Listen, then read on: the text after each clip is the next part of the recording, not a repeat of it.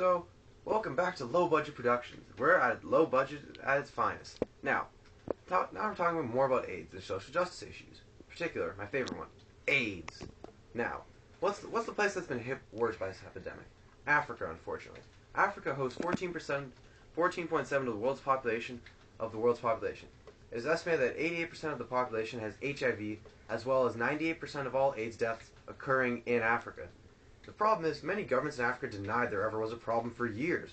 Africa has experienced many conflicts and genocides where unprotected rape was very prevalent. For example, Uganda, Congo, Sierra Leone, Rwanda, Darfur, and even the conflict of Zaire. Rape was very prevalent. The government would even go to some extent as starting rape camps and hiring rape gangs filled with which had men infected with AIDS already. Now, why is the situation so bad? Well, all the conflicts for one. They kickstarted the HIV infection. And then the fact that the healthcare system in Africa isn't very adequate. It's aimed towards curative medicines rather than preventative. And the problem with AIDS is there is no cure. It can only try to be prevented. Now, there are cultural beliefs ingrained that hinder progress. A stigma to admitting that you have AIDS and using a condom. It is thought that the condom stifles the power of the man in his community. Now, the governments tend to deny the link between HIV and AIDS.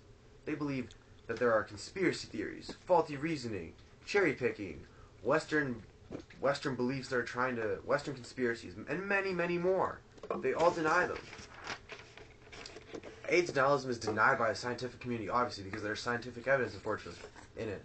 But unfortunately, it has a huge impact on politics in Africa. This is why there's an epidemic in Africa. Now, my personal view. The UN doesn't do enough. It didn't do enough during the Rwandan genocide. Like, the peacekeepers would stand there with their guns and watch people being killed, because the whole issue of sovereignty was in the question, right? Now, the things the UN can do to ensure this epidemic is quelled, or is reduced at least. The UN needs to better deliver antiviral drugs and condoms. Essentially what they do is they just ship out in little crates, and most of the time, the warring party, the opposing party, the one that's doing all the evil, all the rape, committing all the genocide, will usually get their hands on it and destroy it. So it rarely ever makes their hands in the people of need. Now, it needs to send more troops to quell conflicts where rape is prevalent. They need to send more troops because it will help. Once the conflicts are quelled, then there will be less rape, and then they can actually focus on the actual disease itself. Right now, they need to stop the spreading of it and the conflicts. There's innocent people dying, and there will be only many more dying because of AIDS. There's so much more that can be done. The UN hasn't done enough. That's all for now. We'll be back, and we'll tell you what you can do. Remember, low budget production.